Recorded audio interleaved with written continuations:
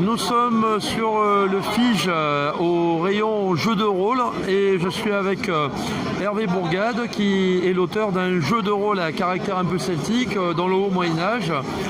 Je vais te laisser le privilège de dire le nom de ton jeu et aussi pour éviter d'écorcher. Alors c'est In Prydain, la terre des forts. Quel est le pitch ou le background du jeu? Alors c'est un univers de fantasy celtique qui se déroule dans une Europe du haut Moyen-Âge alternative où la culture celtique n'a pas été complètement écrasée par l'invasion romaine et par le christianisme et donc qui est toujours vivante. Le principe c'est de jouer des héros semblables à ceux des légendes comme le roi Arthur et les chevaliers de la table ronde, Beowulf, la Fianna. Voilà, l'idée c'est de retrouver un souffle épique, de jouer des aventures dignes des légendes qu'on compte encore maintenant, des siècles après. Voilà. Est-ce que les joueurs seront dignes de ces plus grands héros? Ils attrapent 3D10, une fiche de personnage, ils se lancent dans l'aventure et on espère pour eux qu'ils seront dignes. D'accord, voilà, c'est ce qu'on appelle en histoire les Dark Ages, c'est-à-dire la période un peu sombre de l'histoire de l'Angleterre et du monde celtique. Voilà, c'est ce qu'on appelle en histoire le haut Moyen-Âge qui commence à la chute de Rome. 476 après Jésus-Christ, voilà, chute de l'Empire romain d'Occident et qui se termine aux alentours de l'an 1000, sachant que la période de référence choisie pour le jeu serait à peu près entre 500 et 800, aux alentours du couronnement de Charlemagne en tant qu'empereur, si on se repassait dans une Europe normale, enfin dans notre Europe. C'est la période historique de laquelle je m'inspire en fait. D'accord. Au Moyen-Âge ou Antiquité tardive. Voilà. Donc là, évidemment, il n'y a pas de dragons, pas d'elfes, pas de... Alors en fait, pas de nains.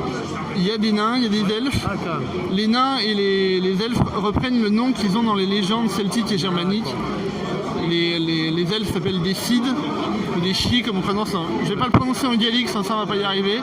On va appeler ça des Cid. Donc ils ne sont pas petits, ils n'ont pas les oreilles pointues. Ils ne sont pas imberbes, ils sont grands, ils sont beaux, ils dégagent une espèce de lumière qui fascine les humains.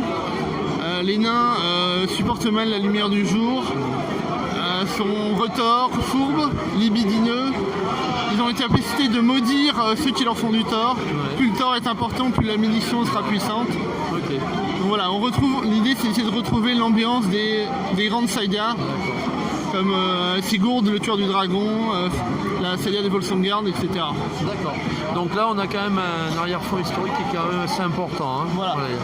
L'idée c'est de se servir de l'histoire pour donner de la cohérence au background, s'en servir pour que ça ne soit pas un univers en carton-pâte. J'aime beaucoup les Royaumes oubliés par exemple, mais n'importe quel PNJ de base est niveau 4 et a 3 épées magiques. Et voilà, l'idée c'est de donner une ambiance un peu âpre, qu'on trouve aussi dans les romans de Robert Howard, comme Bron McBorn. Voilà, une ambiance un peu sauvage, barbare. La plupart des gens ne savent ni lire ni écrire. La meilleure épée, la meilleure arme c'est l'épée, la meilleure armure c'est la cotte de maille. Et si vous saignez, ça peut très mal se passer. D'accord. Donc là, on est sur un univers où les joueurs vont jouer des personnages humains en fait. Voilà, alors on peut jouer des personnages humains, on peut jouer des personnages qui ont du sang féerique, on peut jouer une fée, un Cid, voire même ce qu'on appelle un Dan One Sin, c'est-à-dire un Cid qui fait de la magie, qui s'appelle l'enchantement, il peut se transformer, créer des illusions belles, des illusions effrayantes, animer la nature. On peut jouer le jeu appelle des Kranadon, des nains, qui eux seront des artisans extraordinaires, qui sont doués pour manipuler la pierre, le métal. Voilà. Il y a plusieurs ambiances de jeu. On peut la jouer très soft historique, limite historique, on peut la jouer héroïque, voire carrément mythologique. Pour faire une comparaison, on peut soit la jouer ambiance un type avec un crâne peint sur son t-shirt, soit ambiance un avocat aveugle et un type qui a été piqué par une araignée, ou carrément l'ambiance de gens qui se vengent, ou si on fait une ligue de justiciers et qui sauvent le monde, voire l'univers. D'accord. Donc là, on est sur un système simple aussi au niveau des dés, c'est ça? Voilà, c'est 3 dés à 10 faces. On fait un total entre une caractéristique, c'est l'inné du personnage, une vocation qui est un peu une classe de personnage mais beaucoup plus large. Par exemple, et on jette 3 dés à 10 faces, il faut faire en dessous. Plus on fait petit, mieux c'est.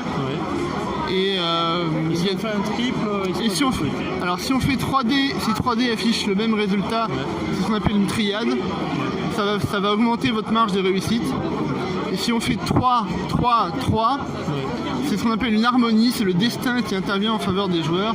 Pour donner un exemple, ma chère étante jouait une magicienne, ils étaient sous terre, ils affrontaient une armée de nains qui se transformait en pierre s'ils étaient touchés par la lumière.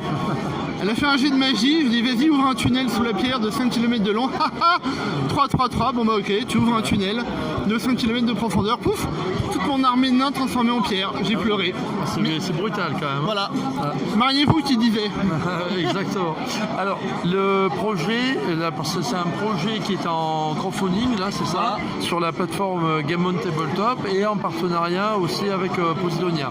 Voilà, c'est Posidonia qui finance le jeu. On est, c'est Game On Tabletop / Intriden. On a commencé mercredi soir à 19h. Là on en est à 52%, apparemment c'est un bon début, je suis content. Alors, il y a une offre Early Bird jusqu'à dimanche soir. 30 €, le livre de base plus le PDF, au lieu de 35. On peut payer 10 € pour le PDF. Il y a une offre qui permet d'avoir son propre PNJ illustré. On peut même donner un coup de pouce, ça vaut 2 € si on a envie de soutenir mais qu'on n'a pas beaucoup d'argent, mais voilà. Ok. Et la campagne dure jusqu'au 21 avril si je ne me trompe. D'accord, bah écoute, on va te souhaiter bonne chance pour la fin de la campagne, a priori ça semble bien parti. Et puis en attendant de voir la réalisation finale. Merci beaucoup, un petit cri. Aïe, ça, c'est le toy.